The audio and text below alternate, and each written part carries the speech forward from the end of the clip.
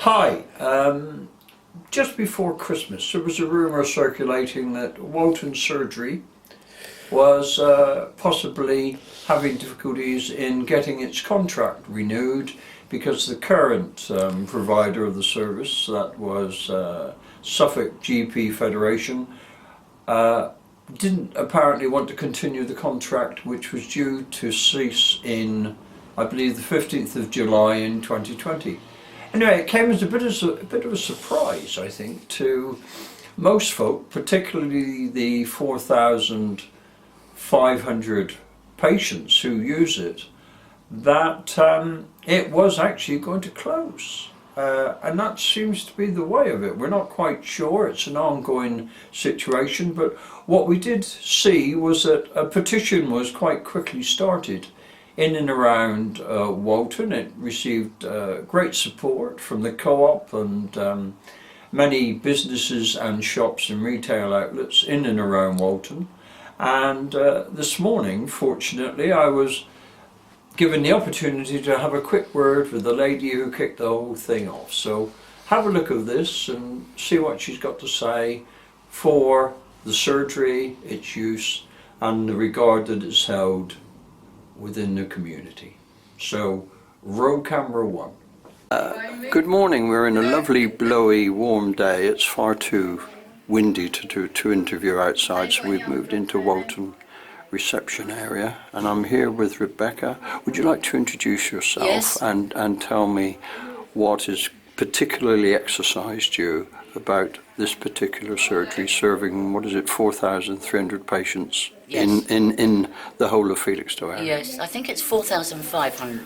Okay. 4,500 patients. I'm Rebecca ATHERSTONE. I've been a patient here for 17 years. They've looked after, this practice have looked after my mother towards her end of life extremely well. Also my husband's father. I can't fault them. The team is excellent. They're very caring. And the reason I've set up a petition to try and save this surgery is the fact that I'm seething. There was no consultation. None of the parents knew anything about it. At first it was the end of July, the closure. Now it's been brought forward to the 31st of March, and it's going to have a dreadful impact on this area. How will the elderly, those not very mobile, get to surgeries? They have to go all the way into Felixstowe. Likewise, mums with young babies. Likewise, anyone who's sick or unwell, they can't be expected to catch buses, which often aren't that frequent. Also, to take away a service like this when they're planning to build thousands of new homes along the peninsula is bonkers.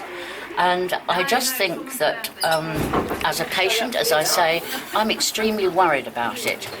On the 21st of February, we're going to be taking this petition to Dr. Coffey, Therese Coffey, to make sure she knows how passionately people feel about this. So with another 11 days or so to go, please sign the petition. It's in the co-op, in 20 local businesses, and I will go round and I will collect them before we go and see Dr. Coffey.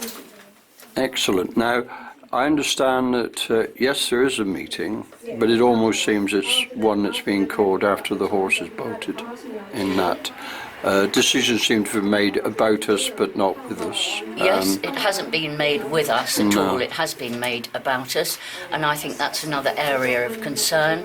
And I hope our voice is loud enough to be heard. Okay.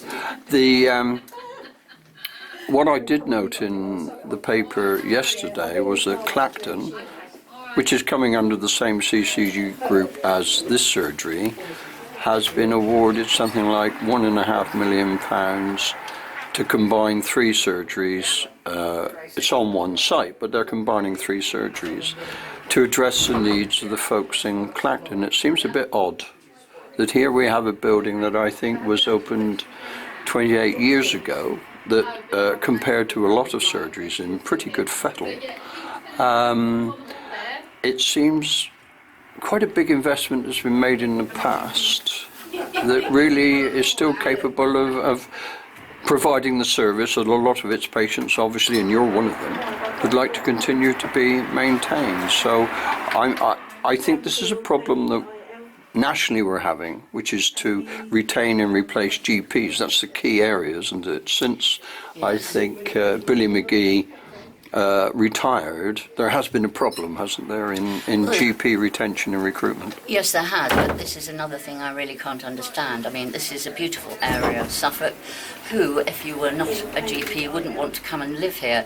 The community is lovely, and there's a lot to be said for working in a place like this. But as you say, this is a modern building. The facility is very good. The whole system works very well.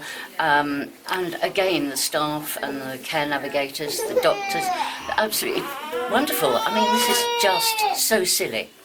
Well, thank you very much for that, Rebecca, and no doubt this story will continue to be told. Yes, please sign the petition. Thank you.